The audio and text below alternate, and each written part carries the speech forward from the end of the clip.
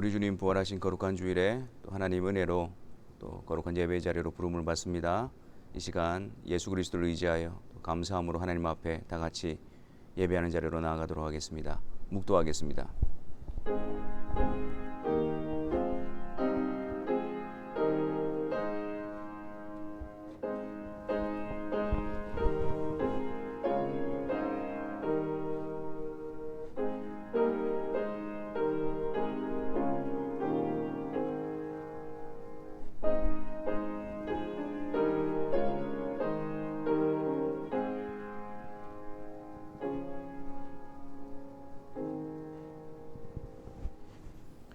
사도신경으로 우리가 믿는 삼위 하나님에 대해서 우리 다 같이 고백하도록 하겠습니다. 전능하사 천지를 만드신 하나님 아버지를 내가 믿사오며 그 외아들 우리 주 예수 그리스도를 믿사오니 이는 성령으로 잉태하사 동정녀 마리아에게 나시고 본디오 빌라도에게 고난을 받으사 십자가에 못 박혀 죽으시고 장사한 지 사흘 만에 죽은 자 가운데서 다시 살아나시며 하늘에 오르사 전능하신 하나님 우편에 앉아 계시다가 저리로서 산자와 죽은 자를 심판하러 오시리라. 성령을 믿사오며 거룩한 공예와 성도가 서로 교통하는 것과 죄를 사하여 주시는 것과 몸이 다시 사는 것과 영원히 사는 것을 믿사옵나이다. 아멘. 우리 다 같이 찬송하겠습니다. 우리 80장 그리고 249장 찬송하겠습니다.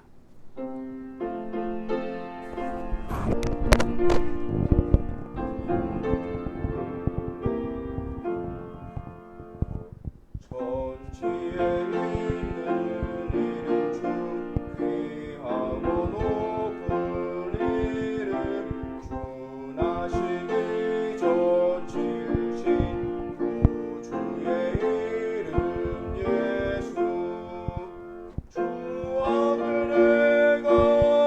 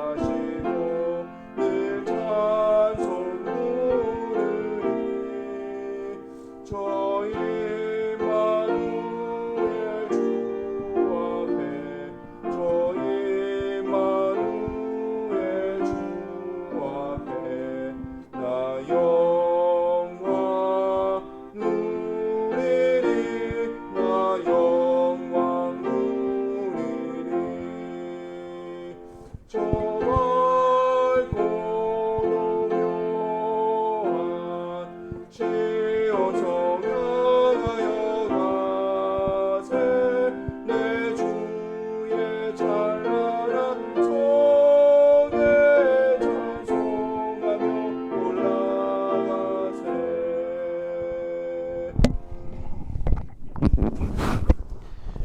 살아계신 하나님, 거룩하고 복된 주일에 주의 사랑하는 백성들을 예배 자리로 불러주시고 또 이 자리를 통해서 성부, 성자, 성령 하나님께서 우리의 구원을 위하여 계획하시고 이루시고 또 이루어 가시는 놀라운 일을 듣게 하시며 또한 그 놀라운 일 앞에, 하나님의 행하신 일 앞에 믿음으로 기쁨과 감사함으로 찬송과 영광을 올려드리게 하신 것을 감사합니다.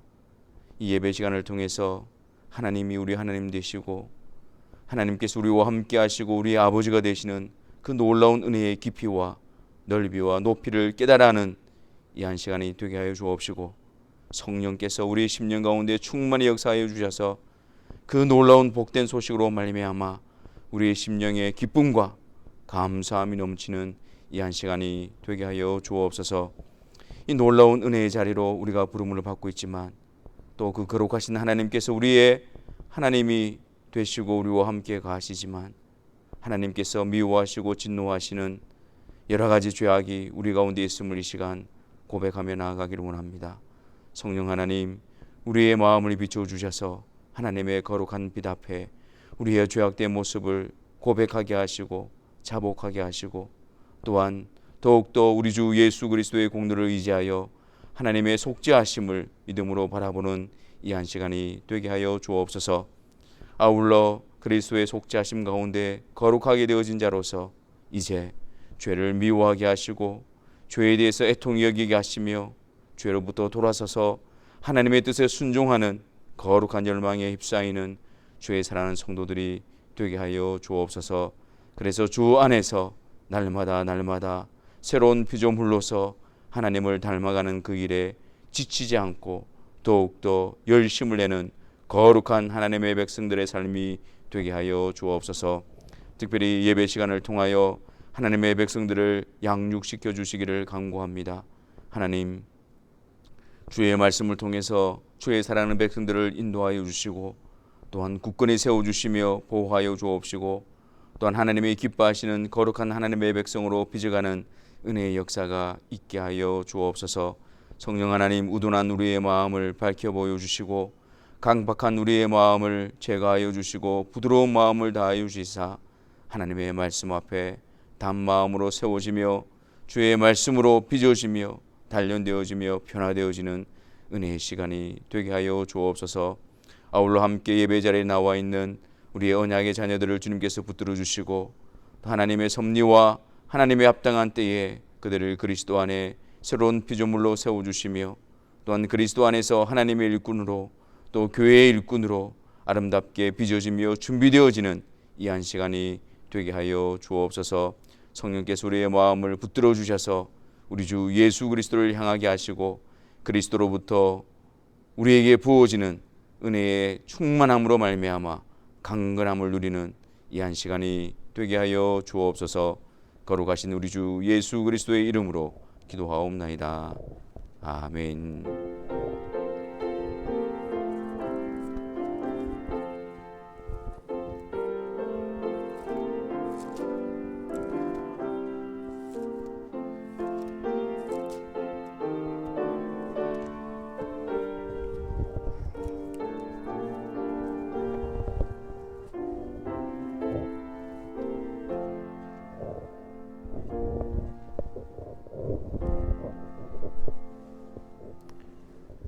우리가 같이 하나님의 말씀 보겠습니다. 신약성경 요한계시록 12장 1절부터 9절에 있는 말씀입니다. 요한계시록 12장 1절부터 9절, 우리 다 같이 함께 하나님의 말씀을 읽도록 하겠습니다. 하늘에 큰 이적이 보이니 해를 옷 입은 한 여자가 있는데 그 발 아래는 달이 있고 그 머리에는 12별의 관을 썼더라.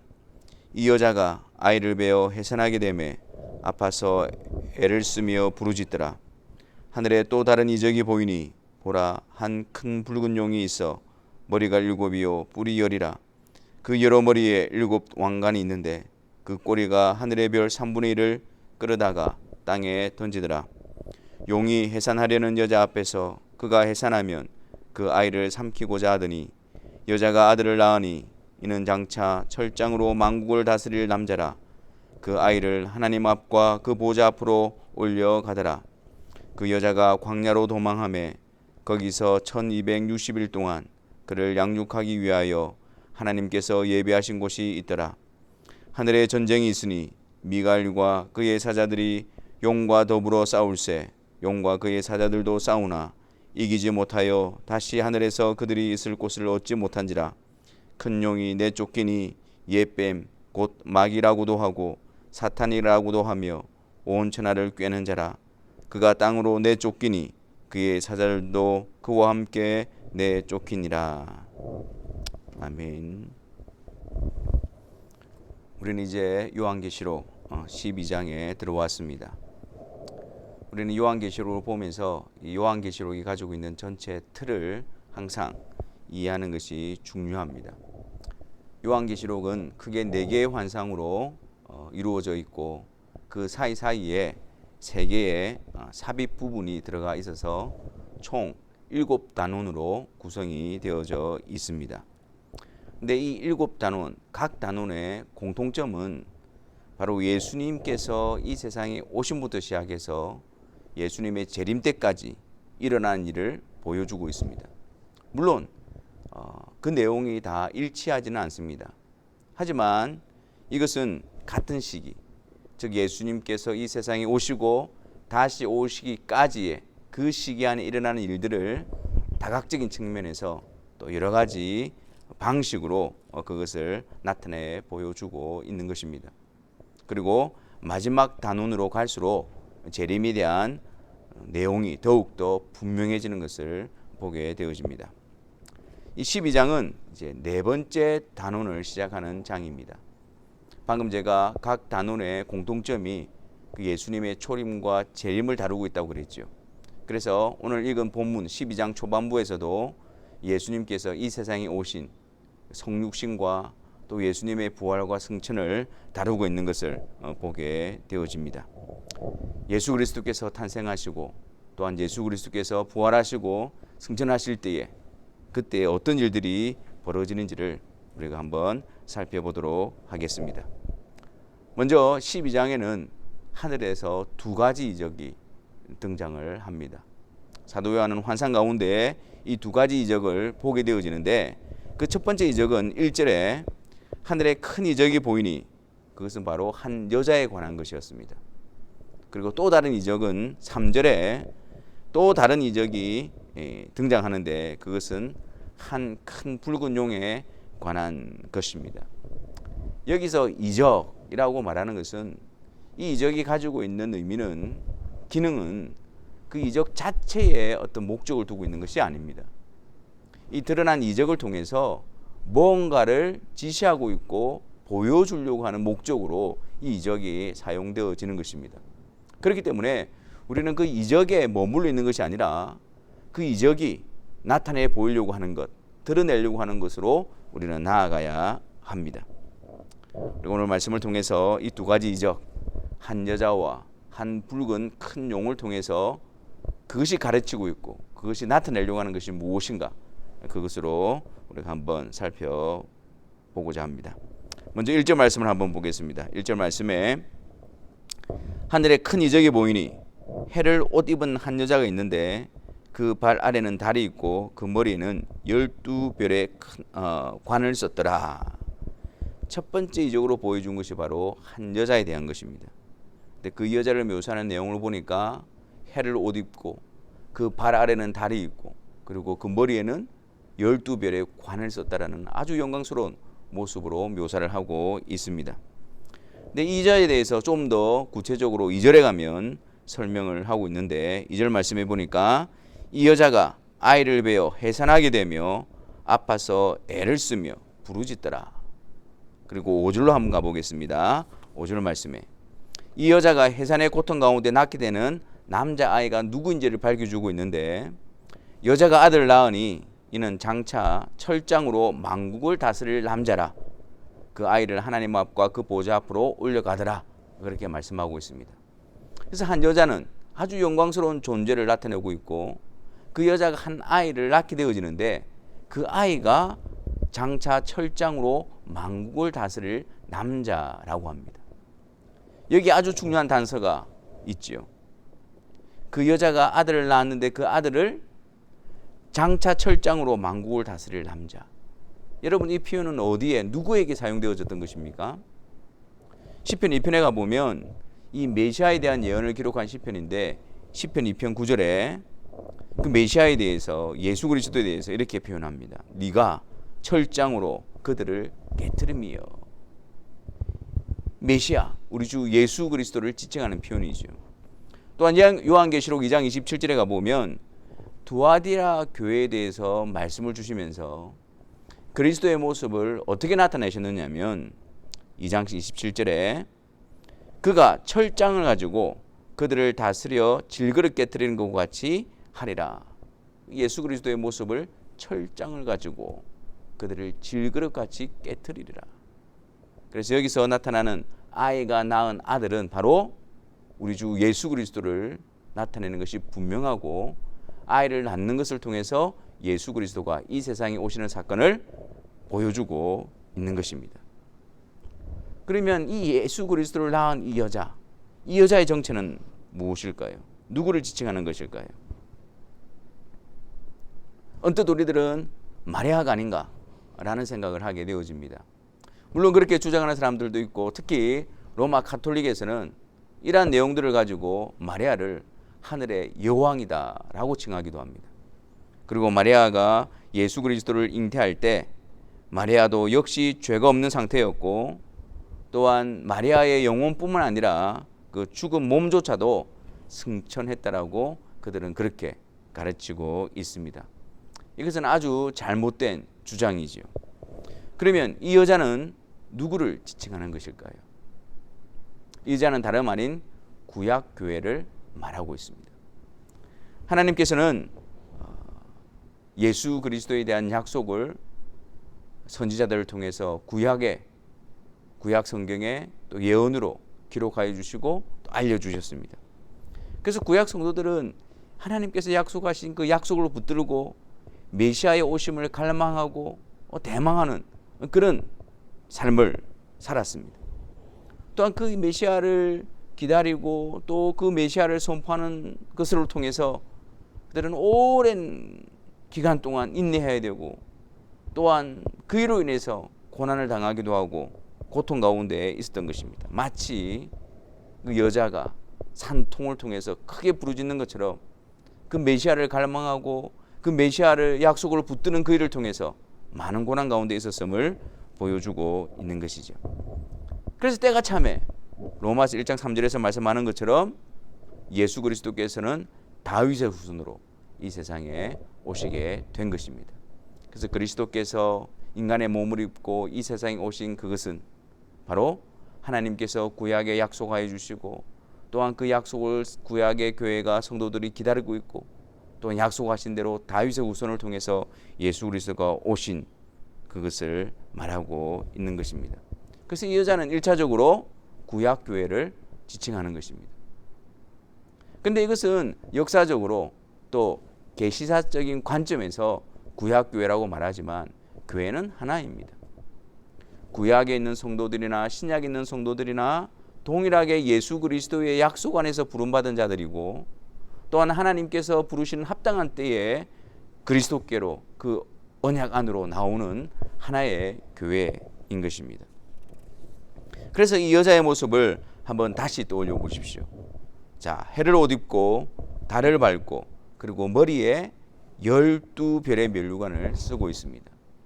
이 12이라는 이것이 교회를 상징하는 숫자로 사용되어지고 있습니다. 자, 구약의 교회는 야곱의 12아들, 이스라엘의 12지파로 대변이 되어주고요. 신약의 교회는 12사도들의 기초가 되어집니다. 그래서 요한계시록 21장에 가보면 이 완성된 교회를 설명할 때에 이 완성된 교회를 의미하는 하늘로부터 내려오는 새 예루살렘 성을 어떻게 묘사하고 있는지를 한번 보십시오. 요한계시록 21장 12절에 크고 높은 성곽이 있고 12문이 있는데 문에 12천사가 있고 그 문들 위에 이름을 썼으니 이스라엘 자손 12지파의 이름들이라. 구약교를 말하는 것이죠. 그리고 14절에 그 성의 성곽에는 12기초석이 있고 그 위에 어린 양의 12사도의 12이름이 있더라. 이것은 신약교회 성도들을 말하는 것입니다. 그래서 완전하게 세워진 완성되어진 교회는 창세로부터 시작해서 주님이 오시기 전까지 그리스도 안에서 택함을 받고 그리스도의 약속 안에서 하나님의 능력으로 부름받은 모든 성도들을 지칭하고 있는 것이고, 이것이 바로 여자가 상징하고 드러내고 있는 모습인 것입니다. 그리고 5절에 계속해서 보면 이 여자가 아들 낳으니 이는 장차 철장으로 만국을 다스릴 남자라. 그 아이를 하나님 앞과 그 보좌 앞으로 올려가더라. 그래서 예수 그리스도께서 이 세상에 오심과 약속하신 대로 그리고 그리스도의 부활과 승천하신 것을 나타내고 있는 것입니다. 이제 하늘의 또 다른 이적을 한번 보겠습니다. 3절 말씀에 하늘에 또 다른 이적이 보이니 보라, 한 큰 붉은 용이 있어 머리가 7이요 뿔이 10이라. 그 여러 머리에 7 왕관이 있는데 라고 소개하고 있습니다. 이 한 큰 붉은 용이 용으로 나타난 이 이적은 무엇을 가르치고 있는 것일까요? 자, 9절 말씀을 한번 보겠습니다. 이 붉은 용의 정체가 나타나 있지요. 큰 용이 내쫓기니 옛뱀 곧 마귀라고도 하고 사탄이라고도 하며 온 천하를 꿰는 자라. 그가 땅으로 내쫓기니 그의 사자들도 그와 함께 내쫓기니라. 바로 이 큰 붉은 용은 사탄을 지칭하는 것입니다. 그 사탄의 모습을 한번 보십시오. 7개의 머리, 또 7개의 면류관, 그리고 10개의 뿔이 머리에 있다라고 합니다. 7이라는 숫자는 요한계시록에서 완전수, 충만함을 드러내는 상징하는 숫자였죠. 그리고 또한 10도 마찬가지입니다. 이 완전함과 충만한 숫자를 나타내는 것이죠. 그러니까 이런 7머리, 7면류관, 10뿔은 이 사탄의 존재가 얼마나 강력하며 그의 어떤 권세나 어떤 힘이 얼마나 얼마나 강한가, 그것을 보여주고 있는 것입니다. 그리고 특별히 그 머리에 7면류관을 쓰고 있죠. 그 머리에 7면류관을 쓴 모습을 통해서 여러분, 우리는 요한계시록 19장 12절에 나타나 있는 우리 주 예수 그리스도의 모습을 연상하게 되어집니다.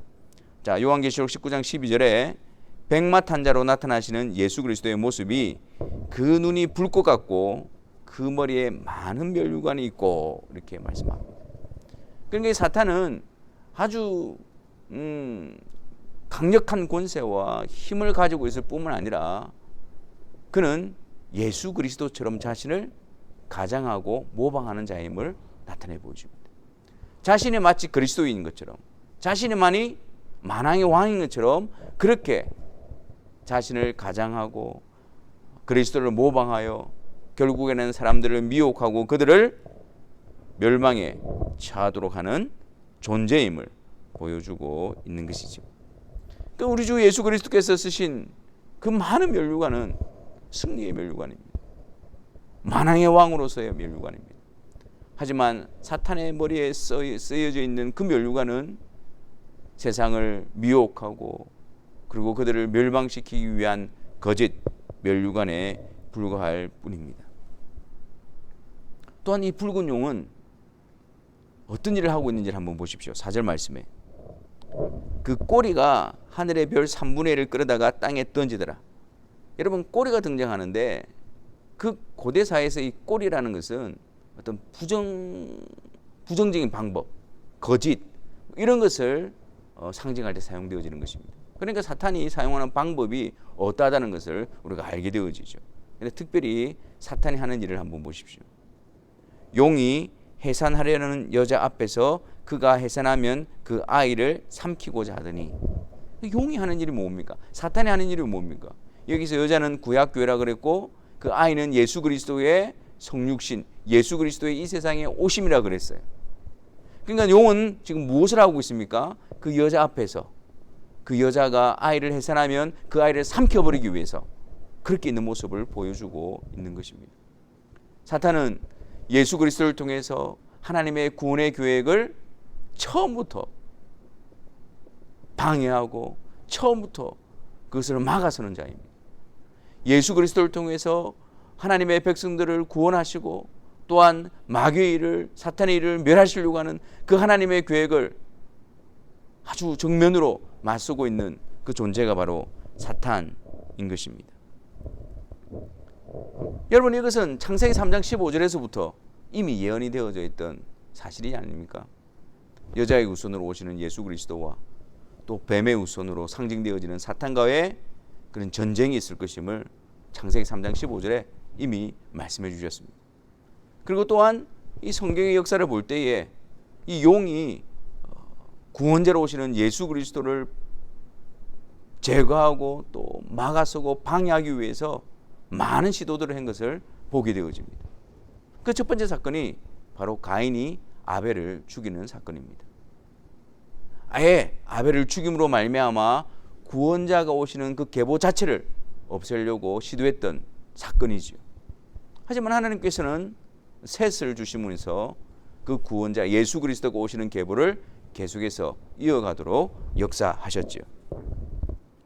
또한 이스라엘 백성들이 애굽에서 종살이 할 때 바로가 그 이스라엘 백성들이 강성해지는 것을 보고 그들을 약화시키고 또한 말살시키기 위해서 어떤 정책을 취합니까? 남자아이가 나거든 전부 다 강에 던져버리라. 그래서 그 민족의 말살 정책을 시도를 했었지.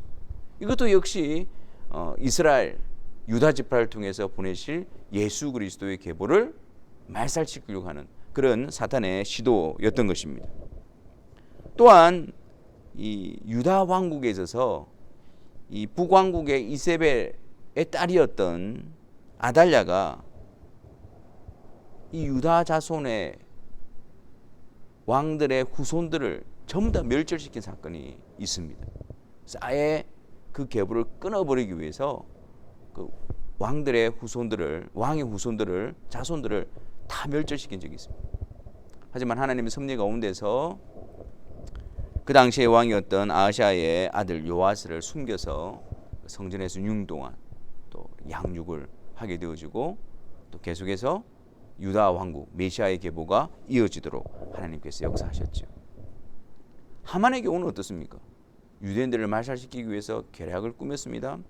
하지만 하나님께서 에스더를 통해서 이를 막으시고 오히려 유대인들을 또 계속해서 또 보존하시는 하나님의 역사를 우리가 보게 되어졌던 것이죠. 가장 분명한 사건은 바로 예수님께서 탄생하실 때 헤롯 왕이 했던 일이죠. 유대인의 왕으로 오시는 예수 그리스도. 그 예수 그리스도를 표면적으로는 자기의 다른 왕을 없애기 위해서 2살 이하의 남자아이를 죽였지만 그러나 이것은 사탄이 구원자로 오시는 예수 그리스도를 막고 제거하기 위한 사탄의 시도였던 것입니다. 그러나 그 모든 것들이 다 실패로 돌아가게 되어지자 사탄은 결국 예수 그리스도를 십자가에 못 박아버립니다. 그리고 사탄은 이를 통해서 자신이 승리했다라고 그렇게 여겼을 것입니다. 하지만 여기에 하나님의 지혜와 하나님의 구원의 계획이 담겨져 있었습니다. 바로 예수 그리스도를 십자가에 내어주심으로 말미암아 그 예수 그리스도를 통해서 하나님께서 택하신 자들을 구속하시고 또 마귀의 권세를 깨뜨리시는 그 일을 이루시는 것입니다. 그 십자가에서 일어났던 일이 무엇입니까? 하나님 택하신 자들의 죄를 죄 없으신 예수 그리스도께서 대신 담당하시고 또 하나님이 택하신 자들이 받아야 될 하나님의 진노와 그 형벌을 예수 그리스도께서 대신 담당하심으로 말미암아 그 그리스도 안에서 하나님의 백성들이 구속함을 입어 의롭게 되어지는 그 역사를 이루셨던 것입니다. 그 예수 그리스도 안에서 그 어떤 정죄도 율법의 고소도 제하여 버리셨습니다. 그 예수 그리스도 안에서 하나님께서는 그 사탄의 참소도 물리치시고 예수 그리스도 안에서 하나님께서는 죄인된 우리들을 완전히 의로운 자로 받으시고 하나님의 자녀로 또 하나님의 언약을 이루시는 그 복된 근거로 삼으신 것입니다. 사탄은 십자가에 예수 그리스도를 못 박음으로 말미암아 자기가 이겼다라고 확신했지만 하나님께서는 십자가에 그 아들 예수 그리스도를 내어주심으로 말미암아 승리를 이루게 하셨습니다. 골로새서 2장 14절과 15절 말씀에 보면 우리를 거스리고 우리를 대적하는 의문에 쓴 증서를 도말하시고 제하여 버리사 십자가에 못 박으시고 정사와 권세를 벗어버려 밝히 드러내시고 십자가로 승리하셨느니라. 그래서 오늘 본문 5절에서도 예수 그리스도의 성신에 이어서 곧바로 예수 그리스도의 부활과 승천을 기록하고 있는 것입니다. 사탄은 예수 그리스도의 십자가에 못 박음으로 모든 것이 끝났다라고 생각했지만 하나님께서는 그 자리에서 그리스도의 부활과 승천을 통해서 하나님의 구원의 계획을 이루시고 하나님의 놀라운 비밀을 성취하시는 승리의 현장으로 만드셨던 것입니다. 그런데 여러분, 이제 예수 그리스도께서는 이 세상에 오시고 또 구속을 이루시고 이제 부활하셔서 승천하여 하나님 보좌 우편에 계십니다. 그리고 그분은 다시 오셔서 구원의 완성을 이루어 주시고 또 사탄과 그에 속한 자들을 심판하여 영원한 형벌에 던져버리실 것입니다. 그런데 그 기간 동안, 주님이 다시 오시는 그 기간 동안 지상에 있는 주님의 교회는 어떻게 되는 것입니까? 6절 말씀을 보십시오. 그 여자가 광야로 도망하매 거기서 1260일 동안 그를 양육하기 위하여 하나님께서 예배하신 곳이 있더라. 예수 그리스도께서 구속을 이루시고 부활하시고 승천하시니까 사탄이 이제는 지상에 있는 그의 교회들을 공격하기 시작합니다. 예수 그리스도를 막지 못했던 사탄은 이제 그들의 남은 때가 얼마 남지 않은 것을 알고 지상에 있는 주의 교회를 공격하고 핍박하고 박해하기 시작합니다. 그런데 그런 상황 가운데에 하나님께서는 그 교회를 위해서 특별한 것을 준비하십니다. 그것이 바로 광야로 도망하매 그곳에 1260일 동안 그를 양육하기 위하여 하나님께서 예배하신 곳이 있더라. 1260일. 여러분, 이 기간은 무엇을 말하는 것이었습니까? 성전 바깥 마당이 이방인들에 의해서 짓밟히는 42달. 그리고 한때, 두때, 반때, 3년 반의 시간. 이 모든 것들이 무엇을 말한다 그랬습니까? 예수님께서 이 세상에 오셨고 또 다시 오시는 그 종말, 말세 시대를 상징하는 거라 그랬죠. 그러니까 주님이 다시 오기 전까지, 그리고 그들이 영원의 형벌에 처해지기 전까지 그들은 할 수 있는 대로 교회를 핍박하고 주의 성도들을 박해하는 그 일에 혈안이 되어져 있는 것입니다.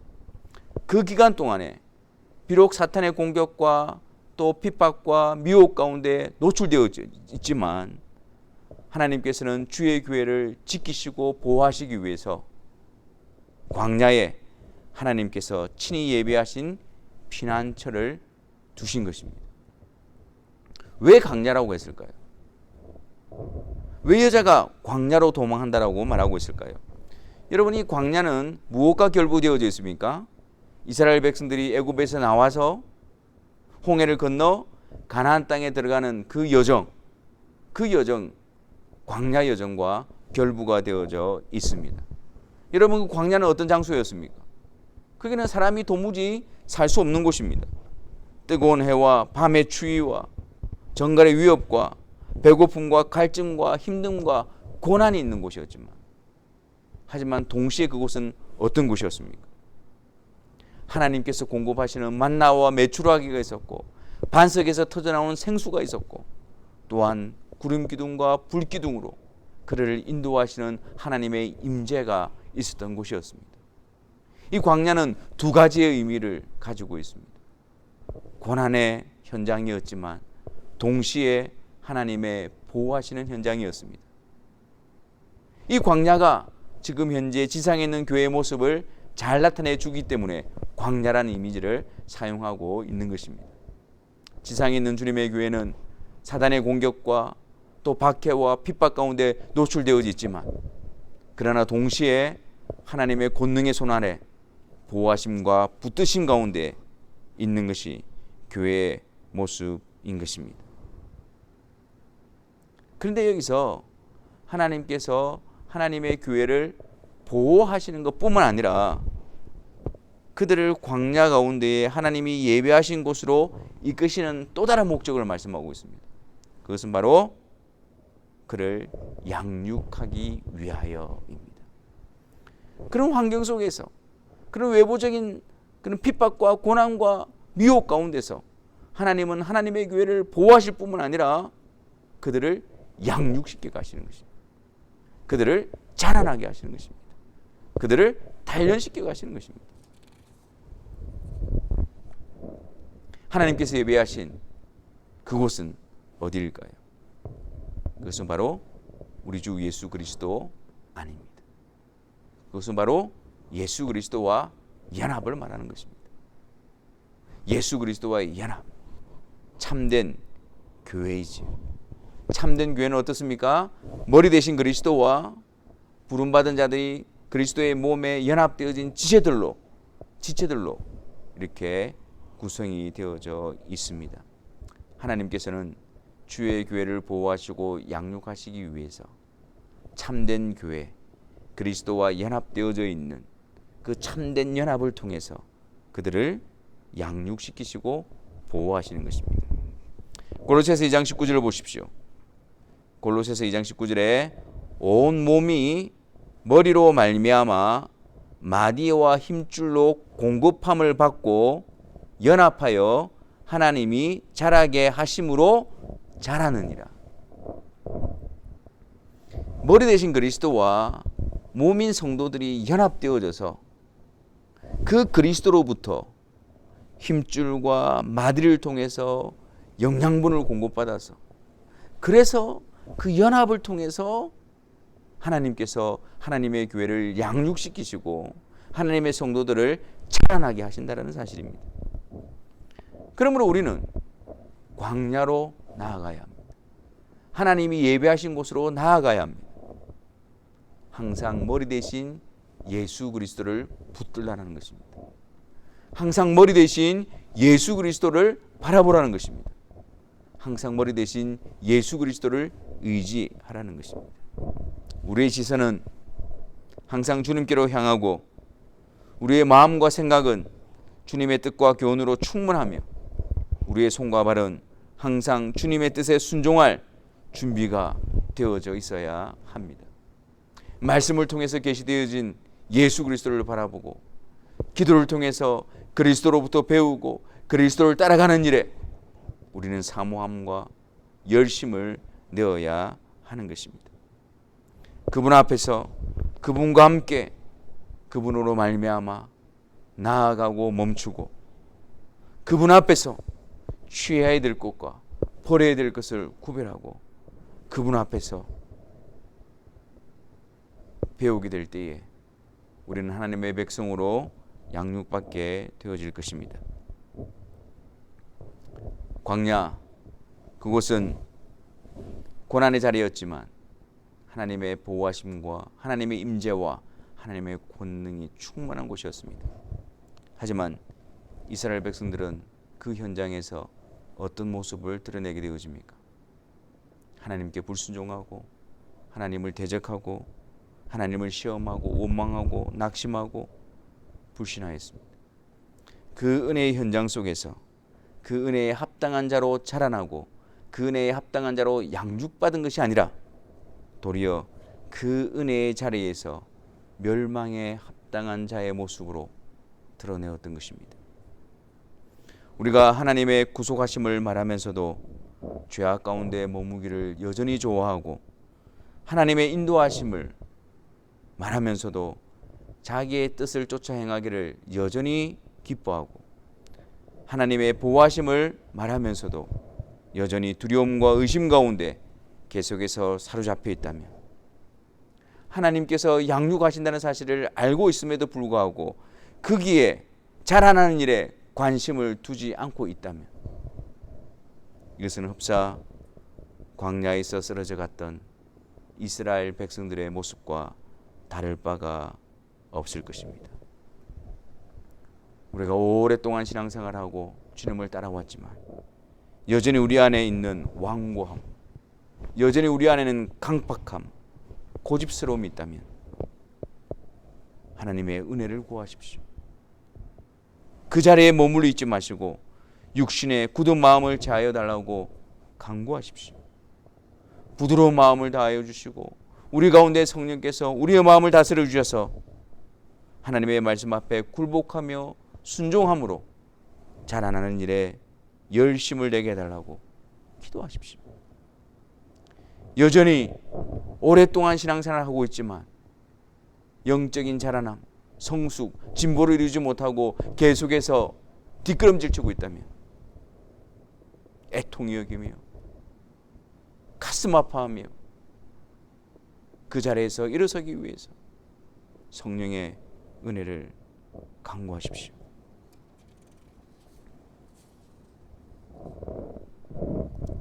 그곳에서 성령께서는 하나님의 백성들을 양육시켜 가실 것입니다. 그곳에서 성도들은 하나님의 백성으로서 자라나게 될 것이고 하나님의 백성으로서 보호받게 될 것입니다. 이 세상 가운데 있지만 하나님의 보호하심 가운데 있는 주의 교회에 연합되어진 자들은 세상의 염려가 아니라 어떻게 자라날 것인가 거기에 대한 고민이 있어야 합니다. 원망과 불평이 아니라 하나님의 백성으로서 성숙해지기 위한 열심을 가져야 합니다. 우리가 집중해야 될 것은 육신의 정욕과 안목의 정욕과 이 세상의 자랑이 아닙니다. 하나님의 백성으로 자라나고 하나님을 닮아가고 하나님의 뜻에 순종하는 하나님의 백성으로서의 성숙함을 이루기 위한 열심과 또한 거기에 수고와 땀을 흘려야 합니다. 서로를 비난하고 정죄하는 것이 아니라 우리 안에 주의 말씀을 통해서 주님께서 우리를 통치하시고 다스리셨을 때에 거기에 순종하는 일에 우리가 온 마음을 다하게 될 때에 우리는 하나님의 백성으로 구별되어진 하나님의 백성으로 자라나게 될 것입니다. 시간이 지나감에 따라 우리의 그 사람은 후패해져 갑니다.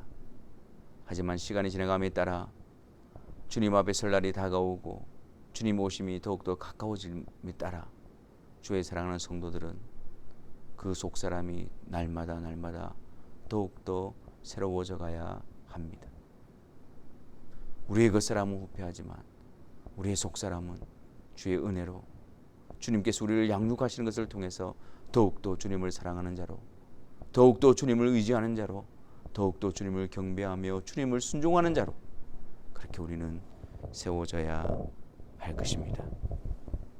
주님 오실 날을 소망하면서 이 종말의 시대를 사랑하는 사랑하는 성도 여러분, 우리가 더욱더 주님을 닮아가며 우리 안에 주님이 장성한 분량까지 자라가는 일에 우리의 소원함과 우리의 간구와 우리의 수고함이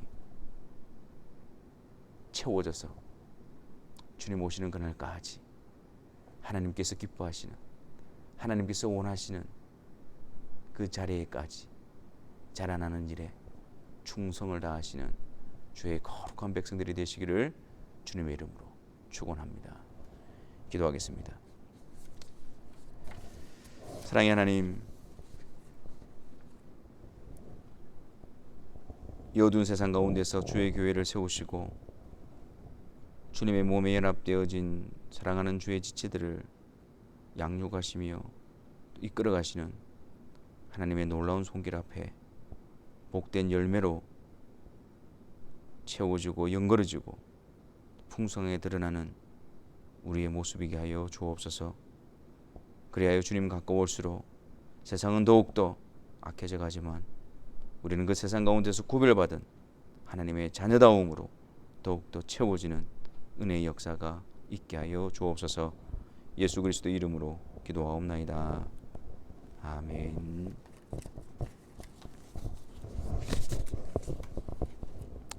이 시간 다 같이 찬송하시면서 봉헌하는 시간 가지도록 하겠습니다. 452장입니다.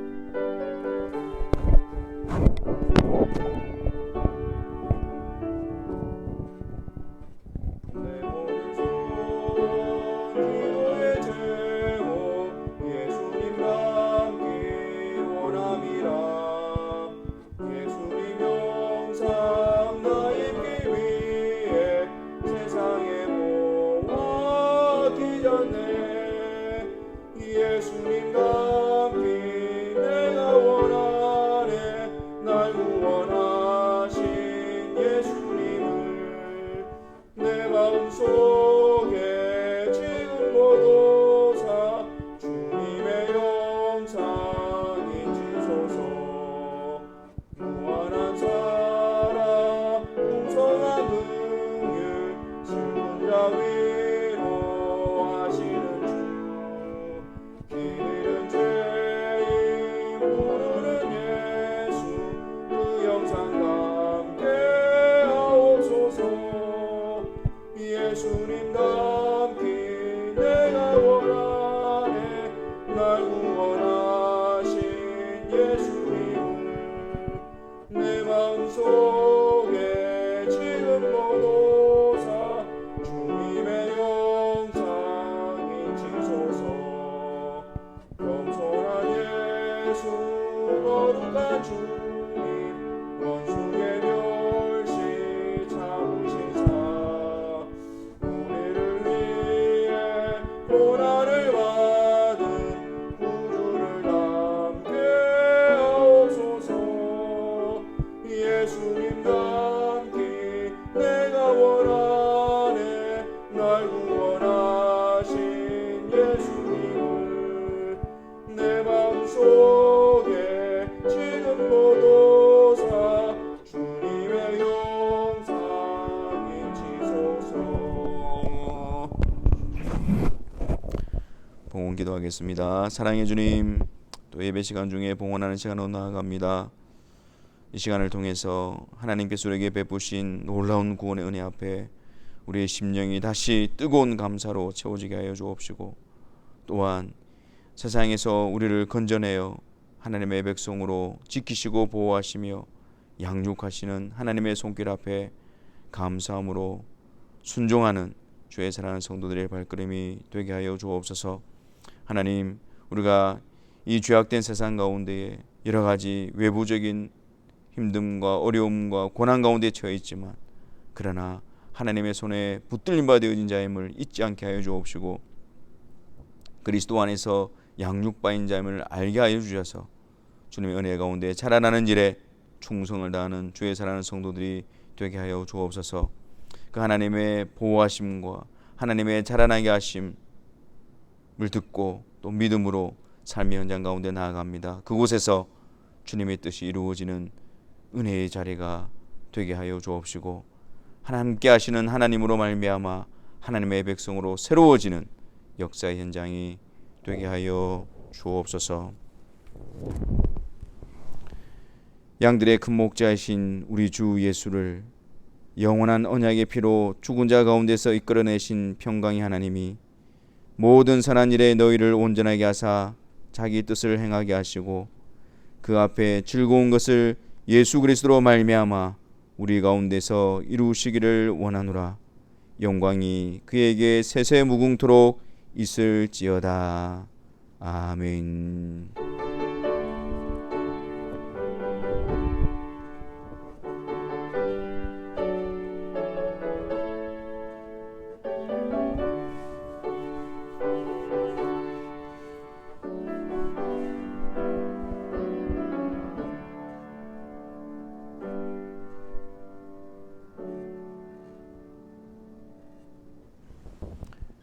예배를 마쳤습니다. 한 주간도 주님 안에서 주님이 자라나게 하시는 은혜 가운데 또 충만히 가시게 되기를 바랍니다. 감사합니다.